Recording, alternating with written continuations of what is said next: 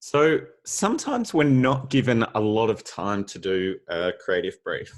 And, you know, that's just the way it is. Sometimes you're just given a quick assignment and you can't really work anything out too fast. I have got a little trick that sometimes I like to use to get me to insights faster. Now, the first thing we need to do is discuss what an insight is. I've said this before. And I'm going to be doing a bigger deck on insights, so look for that to come soon.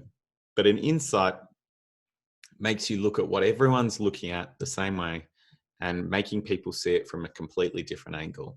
So we need to, everyone's based on patterns, your brain's based on patterns. So you're just kind of recognizing, you're just taking everything in. And as soon as you see the pattern, you can kind of turn off and not use your kind of like brain to really think about it. And with advertising, we often fall into that category of being the stuff that people ignore. So what you're looking to do is take what everyone knows to be true and flip that. That is what an insight is. And you really have to do that around a problem. You can't just come up with an insight from anywhere. But and it has to, your product has to solve that problem. So this is the way that I get into kind of insights. And so what you think about is it's combining two things to get to an insight. So the first thing is understanding your product attributes. So what is the key attributes of this product? You're going to list out those on one side and then have them all on one side ready to go. And then the other side will be your counter common knowledge. So what you want to do is gather all the common knowledge that people have about a category and their relationship with that category. And then what you need to do is find the flip of that. So the counter view, like the opposite of that, opposite of common knowledge might be another way to write it. And then combine the two where you can overcome the two. And that is where you're going to get to a fast insight. And, you know, this isn't the best way to do it, but it's the 10-minute version way of doing it. Hopefully you've got more time to do research and make sure that this is true. But I'm gonna take you through an example of this because I think it's the best way to see how this works. So again, some people might be familiar with the kids lawn mowing business example.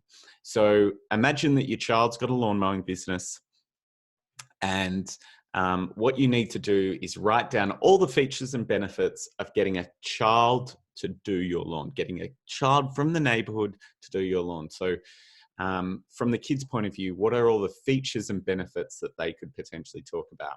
So I'll give you, if you pause the video now, in 3 seconds, I'll start again, but pause right now.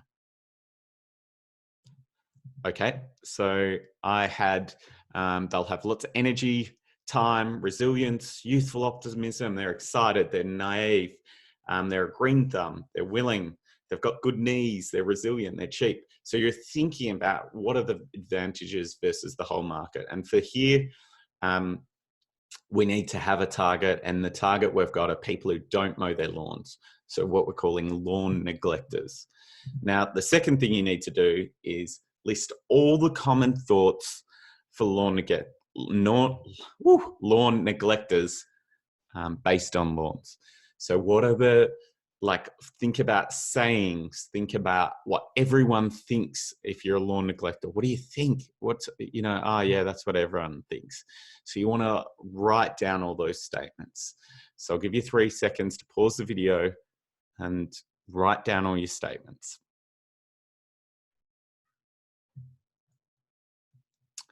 Okay, on we move. Here I had, if you're a lawn neglector, and I'm pretty bad with plants myself, so I really understand this. I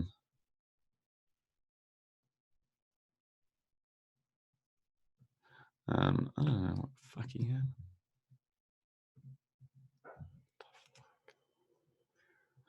So I'm really bad with plants myself, but I'm just bad with it. Benign neglect, I'll do it tomorrow. Not a plant mum, get off my lawn. So you can see there's a number of statements here.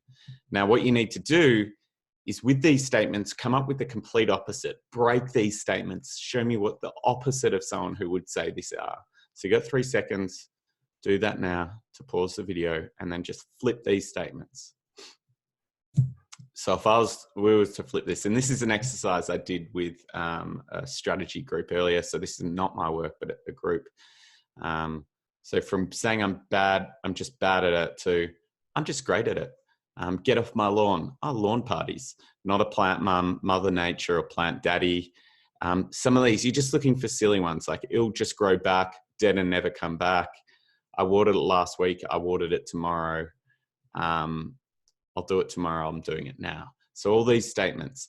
And what you do now is take all these statements on one side, like your Venn diagram, put your attributes on the other, and you try to look for those opposite sayings.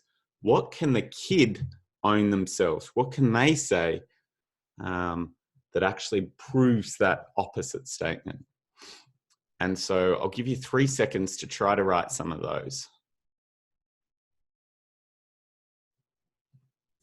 Now, this is what we came up with.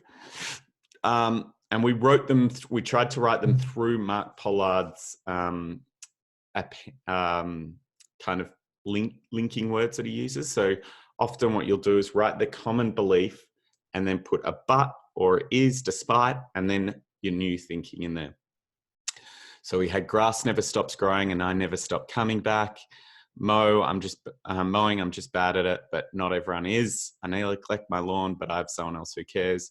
Manicured lawns is hard work, but we make it child's play. Your neglect equals nurturing others, so you're giving kids a job. And you might be ready for death, but I represent new life. Kind of some crazy statements kind of coming out here.